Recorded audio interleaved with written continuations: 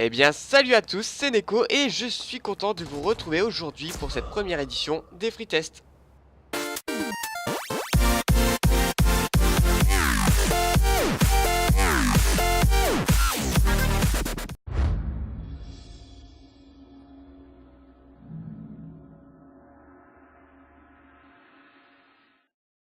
Bon, eh bien, pour cette première édition, j'ai choisi America's Army Proving Ground. Donc désolé pour mon accent anglais qui est vraiment pas terrible, je sais. En tout cas, il s'agit là d'un FPS gratuit, bien évidemment. Donc il vous suffira pour vous d'aller sur Steam, dans l'onglet Magasin, dans la barre de recherche, vous taperez America's Army, et là vous tomberez sur le jeu, il suffira de le télécharger. Donc il fait 4 Go, donc c'est pas rien quand même. Pour les gens qui ont une connexion moyenne comme moi, ça peut être assez chiant. C'est pour ça que le test est là. Vous allez pouvoir vous dire à la fin si le jeu est bon ou mauvais et si ça vaut le coup d'être téléchargé. Voilà, donc il s'agit d'un FPS qui a une petite particularité puisqu'il a été financé par l'armée américaine. Donc c'est quelque chose qu'on n'est pas habitué à voir, mais ça lui donne un petit style, je trouve. Après je pense qu'ils ont fait ça pour augmenter un petit peu leur cote, mais on va pas rentrer dans ce sujet. Moi je suis là juste pour jouer au jeu. Donc voilà. Donc c'est un FPS pour moi qui regroupe un petit peu de Call of et de CS. Je trouve que le jeu en lui-même ressemble assez à Call of. Bon, on n'a pas les killstreaks, tout ça, hein, bien sûr. Et un petit peu de CS parce que à chaque fois qu'on va mourir, il va falloir attendre la prochaine manche pour revivre. Sauf si quelqu'un vient vous aider pour justement vous relever. Donc une fois le jeu téléchargé, vous aurez donc accès au launcher sur lequel nous allons donc nous retrouver. Alors nous voilà sur le launcher, donc bon, c'est un launcher, rien d'exceptionnel. On a l'onglet News, Launch Game, Workshop, Editor, Stats, Support, Hot Server. Donc il y en a deux vraiment importants, je pense, en tout cas pour moi. On a donc Launch Game pour lancer le jeu. Et on a l'onglet Stats qui va nous propulser sur une page internet. Donc je vais vous montrer tout de suite ce qu'il y a sur cette page.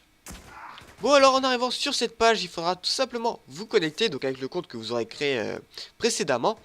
Dès que vous serez connecté, vous allez donc tomber sur cette page avec tous les news en général du jeu. Et il vous suffira d'aller en haut à droite, sur votre pseudo plutôt, dans My Profile. Et vous allez donc tomber sur la page avec tous vos stats. Donc vous allez voir vos derniers achievements, les stats en général. Donc vous allez avoir le temps passé sur le jeu, tout ça, tout ça. Et vous allez avoir plusieurs onglets, donc Profile, Career Stat, Achievement, Map Played et Map Created. Donc, donc vous allez pouvoir voir donc, les maps sur lesquelles vous avez joué en dernier. Et vous allez pouvoir voir les maps que vous avez créées parce qu'on a la possibilité de créer nos maps. Donc c'est un petit plus au jeu, je trouve ça vraiment sympathique d'ailleurs. En tout cas voilà, donc le site en lui-même je trouve que c'est un plus. Le fait d'avoir son propre site et d'avoir les stats de chaque joueur, je trouve ça vraiment sympathique. En tout cas bon. Voilà, on va se retrouver pour maintenant dans le vif du sujet parce que c'est bien de montrer la page internet, le launcher et tout, mais on a besoin d'action, donc on va se retrouver sur le menu du jeu. Bon et bien voilà les amis, on se retrouve donc sur le menu du jeu, donc comme vous le voyez, il y a plusieurs onglets. Il y a l'onglet online évidemment, donc pour lancer une game. Vous avez l'onglet My Soldier, l'onglet Training qui va tout simplement lancer un entraînement, l'onglet Setting et l'onglet Exit, ça je pense que vous savez ce que c'est. Donc dans My Soldier, c'est tout simplement la possibilité de personnaliser. Donc vous voyez toutes les classes ici. On en a 4 auxquelles on a toujours accès à chaque début de manche. Donc rien d'exceptionnel, hein. Vous pouvez choisir le camo et aussi la tenue. Donc bon, c'est sympathique, hein. C'est tout simplement le fait de se personnaliser, rien d'exceptionnel. On va se remettre comme on était. Ça serait cool, voilà, comme ça on est bien. Et on a la même possibilité pour les armes. Donc là vous voyez toutes les armes, donc je vais vous les montrer. Donc là il s'agit de deux mitraillettes. Là c'est un fusil à pompe qu'on a, un fusil à pompe tout simple, qu'on a d'ailleurs dans Counter Strike je crois. Là on a l'assaut qui est tout simplement une bonne grosse tourelle. On a deux snipers et deux petits pistolets. Donc après le système est le même, hein. On peut choisir le camo comme on veut. Donc c'est jamais le même en fonction de l'arme. Donc là on a ça. Sur ça on va avoir un truc totalement différent. Donc ils sont plutôt réalistes. C'est vraiment sympathique. Ils sont jolis. Et on n'a pas des trucs un petit peu what the fuck. On va pas se retrouver avec une arme rose. Ça y a pas. Faut pas. C'est plutôt un truc de simulation ce jeu. Donc voilà, en tout cas voilà pour le menu, hein. Donc l'onglet setting, rien d'exceptionnel, c'est tout simplement pour configurer vos touches. D'ailleurs je vous conseille de vous mettre en clavier anglais dès que vous jouez à ce jeu. Comme ça tout est configuré direct. Et les touches sont exactement les mêmes que celles que sur Arma 3. pour ceux qui ont déjà joué au jeu. Voilà, après l'onglet Exit, vous savez ce que c'est, hein, c'est tout simplement pour quitter le jeu. En tout cas, voilà pour le menu. Maintenant, on va se retrouver sur une phase de gameplay. Allez, à tout de suite. Alors, pour ce qui en est du gameplay, il faut savoir que c'est donc, comme je l'ai dit, il s'agit bien d'un FPS. Sauf que on ne va jamais trouver un simple MME par exemple. Il va toujours y avoir des modes avec objectifs. On va retrouver par exemple du drapeau ou par exemple de l'amorçage de bombes. Enfin bref, vous connaissez à peu près le système. Donc voilà, c'est tout. Il s'agit toujours de trucs objectifs. On peut trouver des serveurs à 12 contre 12 ou 6 contre 6. Il faut savoir c'est que on a une seule vie par manche. Et il faut dire c'est qu'on meurt très très vite. Genre 2 balles, vous êtes par terre couché, on n'en parle plus. Il y a bien sûr une possibilité de revenir pendant la manche. C'est seulement si un coéquipier vient pour vous réanimer. Donc voilà, ce qu'il faut savoir c'est que le travail d'équipe est ultra important parce que si vous laissez tout simplement tomber votre allié et vous en battez les couilles, quoi, c'est le cas de le dire. Si vous le laissez comme ça de côté, bah, vous allez tout simplement vous faire défoncer par l'équipe ennemie. Voilà, donc on ne peut pas juste jouer dans son jeu juste pour sa propre personne et laisser tomber son équipe. Surtout qu'en général, la communauté, bon, ils s'entraident beaucoup. En tout cas, moi j'ai joué sur des parties où tout le monde s'entraidait, tout le monde se relevait, tout ça. Ils donnent toujours les call-out. Bon, après, il peut qu'il y ait des moments d'excès où les gens se mettent à rager. Bon, j'en ai eu aussi en général. Ça peut rager, mais bon, c'est assez rigolo. Enfin voilà. Donc, on ne peut pas jouer sans penser à son équipe. Ensuite, côté vraiment intense du gameplay, on a un système qui se rapproche pardon, beaucoup de Arma 3. C'est-à-dire qu'on va avoir tous les déplacements de Arma 3. Donc déjà, on va pouvoir faire des glissades. Donc en courant, en appuyant sur C, on va se faire une glissade. On peut se coucher, on peut sprinter, tout ça. On a aussi la possibilité de se cacher derrière un mur et de se pencher à droite ou à gauche. Ce qui est très utilisé et ultra pratique. Bon, donc c'est quelque chose qu'il faut vraiment utiliser.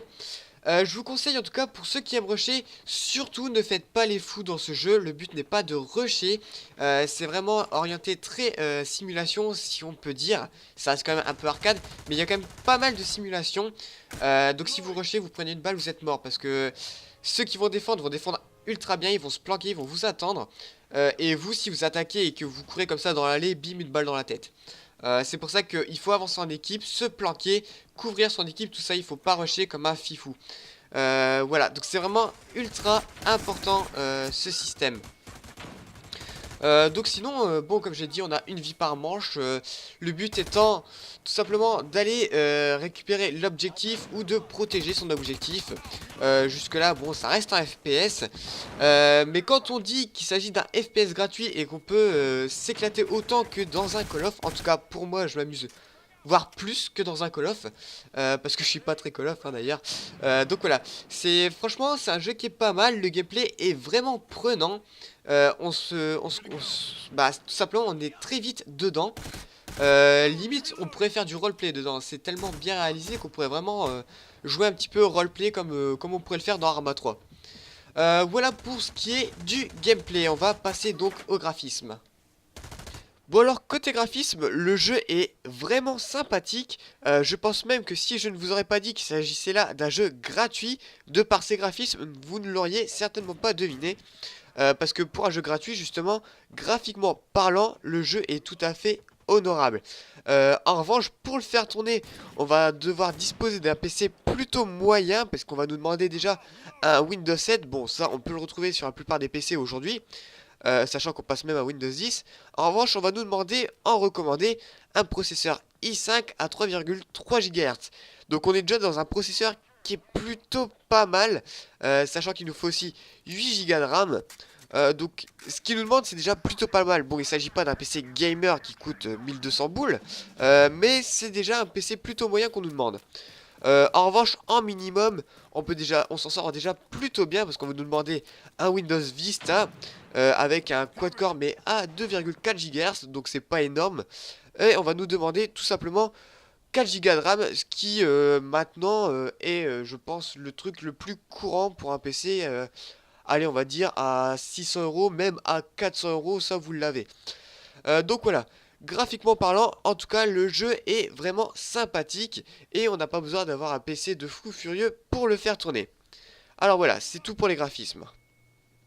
Bon et bien voilà, la vidéo touche à sa fin les amis. On va juste faire un petit récap avant de se quitter. Donc en tout cas pour moi, je dis oui au jeu. J'ai vu que sur Steam le score était plutôt variable. Je pense que ça peut venir du fait que le jeu peut être agent pour les gens qui rush. Comme j'ai dit, c'est pas du tout fait pour rusher comme un ouf. En tout cas pour moi le jeu est vraiment sympathique. Bon, il faut se rappeler que c'est un jeu gratuit. Si le jeu était payant, non, je ne l'achèterais pas. Mais pour un jeu gratuit, il est vraiment sympa.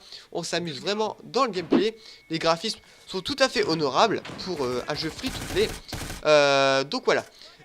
Si j'ai réussi à vous forger votre opinion, qu'il soit bon ou mauvais, ça ne me pose pas de problème. C'était justement le but. Donc s'il est mauvais, franchement, c'est quand même que j'ai réussi. Ça veut dire que vous avez réussi à vous forger une opinion à partir de ma vidéo. C'est vraiment le but premier.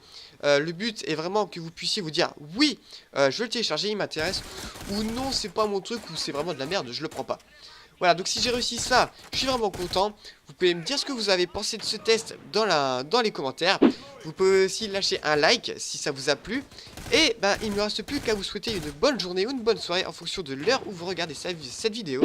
Et on se retrouve donc pour de prochaines aventures, qu'il s'agit de free test ou d'autres séries. Allez, ciao tout le monde.